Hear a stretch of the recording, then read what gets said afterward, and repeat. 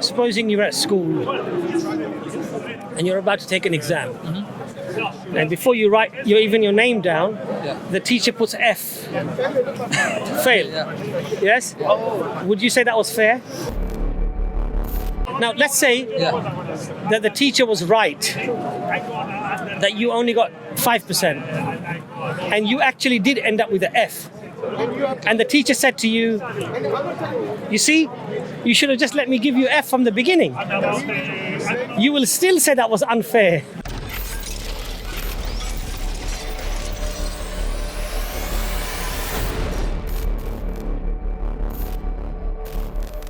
I have a question. I have a friend who's agnostic, and so basically we've gone a long way of friendship, and we've talked about this a lot, right? He's actually the main reason I actually started researching Islam, because he challenged it. Okay. So, and I had nothing to stand on at the time. But he asked me, so he studies law, and he asked me, he said, does God know everything? I said yes, back and forward, future, past. And so he asked, okay, so if that's the case, and he knows, for example, someone is going to end up, for example, eligible for punishment, hellfire, then why doesn't he just straight up put him in hellfire? Why does he have to wait if he knows the future? There are a few things here. Supposing you're at school and you're about to take an exam, and before you write even your name down, the teacher puts F, fail. Yes? Would you say that was fair? No. Because you say, but I studied really hard for this. But the teacher will say, but I know you. You studied with me for the last 4 years. You are absolutely rubbish. You're not going to even get more than 10%. That's why I've given you F. You would never accept that, right? No. Now let's say that the teacher was right, that you only got 5%, and you actually did end up with an F. And the teacher said to you, you see, you should have just let me give you F from the beginning. You will still say that was unfair. You will say, but I know you knew, but you should still give me a chance. Yes? So Allah knowing something, in Allah's justice and His mercy, He still allows you the best possible chance to be able to, lead your life, follow the guidance. But Allah knows, because Allah is all-knowing, who is going to fail and who is going to pass. But on the Day of Judgment, you can't stand in front of Allah and say, but you didn't give me a chance. You just gave me an F straight away. Allah will say, no, I gave you the full life. And I gave you guidance. And this person came to you. And this thing happened. And you looked at this. And you studied this. And you still denied it. So on that day, people will not have an excuse. That's right. No excuse. Because you had the opportunity. You see? Like people of Noah, they had 950 years to enter the ark. Right. 950 with Noah years. alayhi salam, yes. Noah, yes. Yeah, and they didn't. Yes. Oh, sorry. And now is similar. If you don't take Shahada, that's the only thing you can enter. Be safe. That's only. But now we have only, in average, 60, 70 years. But it's only one word. That's it. Once you say it, that's it. And one other thing I want to just say to you is that it's true that Allah is all-knowing, but Allah is also all-wise. So whatever Allah does is with Allah's wisdom. So sometimes we might not understand, but why Allah has created a human being that Allah knows is going to go into the hellfire, but He still creates the human being. Because Allah is all just, Allah is all wise, and Allah is all knowing. And that knowledge of Allah, we might think this doesn't seem right or this doesn't seem fair, but this is our knowledge. And Allah's knowledge is infinite. Like, for example, His knowledge is here, my knowledge is here. Honestly, in Islam, knowledge, I mean. No, I wouldn't say that, but what I'm trying to say to you is that so knowing the outcome of something doesn't make the outcome itself unjust or just or fair or unfair. But this is Allah's attribute. Allah is all-knowing. Allah is all-powerful. Allah is all merciful. Allah is merciful, most merciful, extremely merciful. And so, and with Allah's wisdom, Allah has created this paradigm. Now, the important thing for your friend who's an agnostic, whether this concept is true or not true, comes down to testing the claim of Prophet Muhammad sallallahu alaihi wasallam that he's a prophet of Allah. I can approach it like that. Yes, and testing whether this Quran is indeed a miracle as it's claimed. Because if it's proved that it's a miracle, or you are convinced, I say, that it's a miracle, and that you're convinced that this man, Prophet Muhammad sallallahu alaihi wasallam, is indeed the prophet of Allah, then whatever it tells you, you adhere to it. So if it tells you, look, there's hellfire if you don't do this or you don't do that, you adhere to it. If it tells you Allah will give you paradise if you do X, Y, Z, then you adhere to it. Why? Because you've tested the source being from God Almighty. So what people sometimes do is they put the horse, the cart before the horse. Yes? So they start thinking about why would Allah do this? Why would Allah do that? The important thing is, did Allah do it?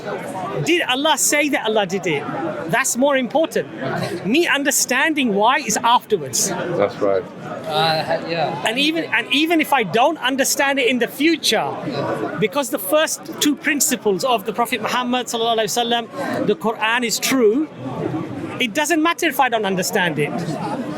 I accept it out of faith because Allah told me it's true. Yeah, for example, you know, when, correct me if I'm wrong, Arabs, they thought that the only reason why heaven and earth doesn't come together is because of the mountains. Yeah, or pillars or whatever it might be.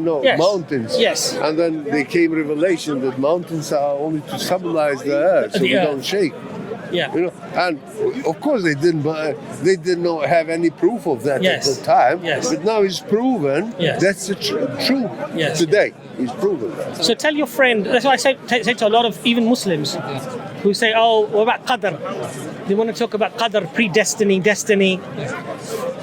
These debates, discussions have been going on for centuries. What is more important is, what did Allah tell me about qadr? What did the Prophet ﷺ tell me about qadr? It exists, it's true, it's there.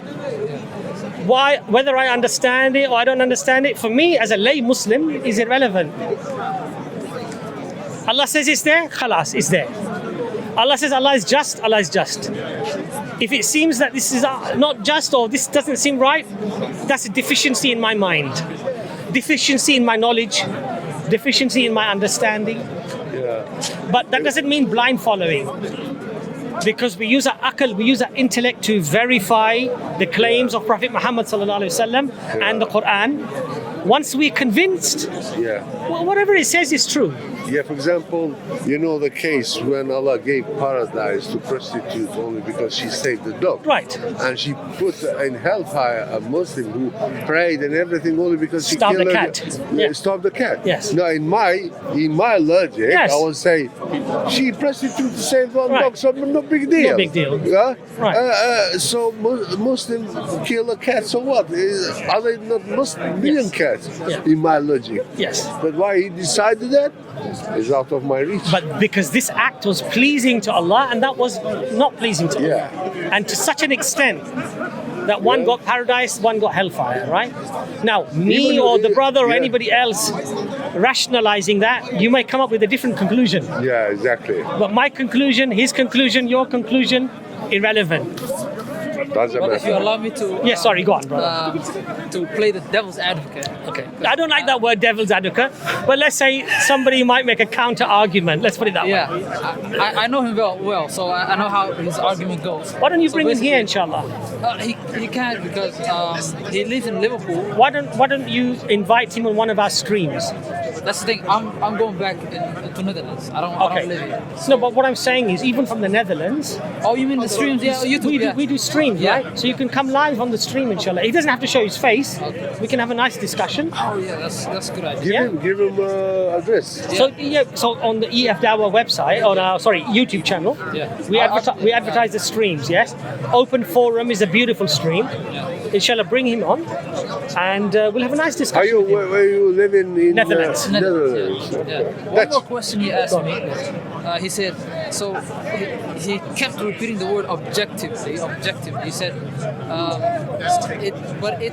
is it objectively right, or at least like is it objectively wrong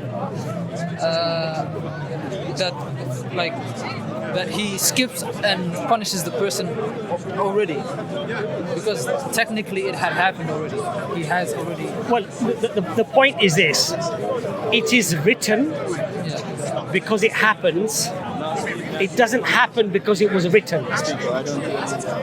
In other words, Allah knows what's going to happen.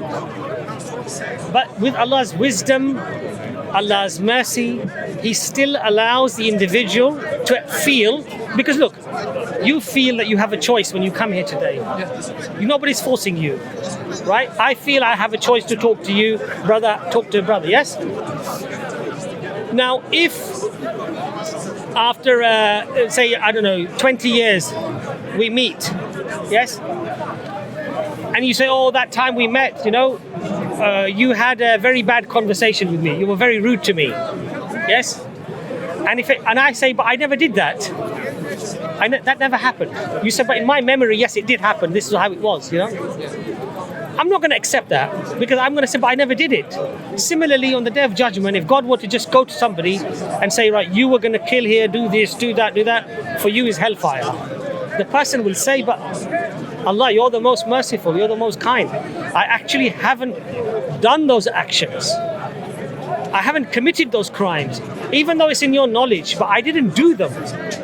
But on the Day of Judgment, nobody will have an excuse. Our body parts will talk against us. Nobody Nobody will say to Allah on the Day of Judgment that you treated me unjustly.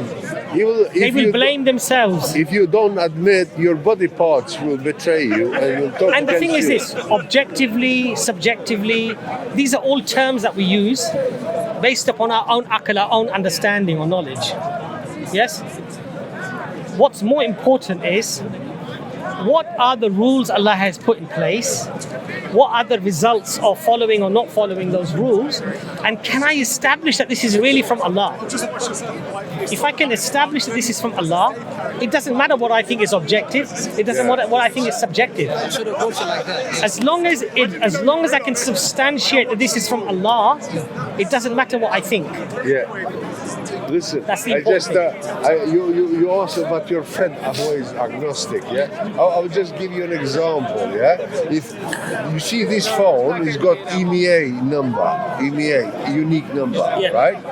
If I say to you... It's on, sorry, the camera's on. Sorry. If I say to you that this number is put by chance and probability and nobody produced it, would you believe that? Why? Actually, he's not. I don't think he's agnostic, because he does believe in a creator. Or yeah, he does believe in some type of creator. Simple. So he accepts that. So he accepts that. Yeah. Now you ask him, what's unique about you? What's unique about you? He already believes in the creator. No, but it's another. What's my unique thing? What is his unique? Yeah. What is for you? It's our fingerprints. All details are stored in this fingerprint. So if crime is committed and my fingerprint is there, they're not going to search for him or for you. They're going to search for me. So it's unique. They know it's only for me. So if this is accident, fingerprint is accident. All people. No, but he believes in a creator. He believes in these miracle things. No, but you said agnostic, is it? I thought at first, but the longer we talk, the more he's open to the idea of a creator. He doesn't go against it. I think inshallah, either if he doesn't want to come on a live stream, he can email us and one of us can maybe meet meeting privately on the stream. Yeah. You can come as well on the stream because you're from the Netherlands, you can be from Liverpool, and we can have these conversations. But I always say to people, the Quran says it's a miracle. Look at that first. Investigate the miracle. That's right. These other philosophical arguments or arguments about what might be the right way or the wrong way, these are all things based upon our nurture and nature. How we were brought up, where we were brought up, what we learned at school, what our friends said, maybe some biology. They all influence these things, you see? The important thing is, did Allah say this? Is the Quran from Allah? If it is, what does it say about these things? I should start with that. Quran challenges. It says, produce something like it. Produce it. Go ahead. Is it Asr? No, Asr is long time ago, man. I'm going to read it, inshallah. Asr was long time ago. Any other questions, inshallah? Oh, no, that's it. Thank you. Inshallah, definitely keep in touch. You got our email address? Is it on the EFDawah@gmail.com. And inshallah, we'll be more than happy to talk to your friend, and inshallah may Allah guide him. Yeah, I'll see him somewhere this week, and I'll give him this copy, inshallah. Inshallah. You'll get from us. Inshallah. Thank you.